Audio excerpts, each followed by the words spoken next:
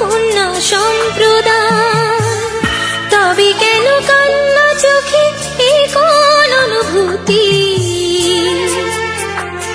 বাবা খেয়ালে রেখো তুমি তোমার প্রতি, বাবা খেয়ালে রেখো তুমি তোমার প্রতি।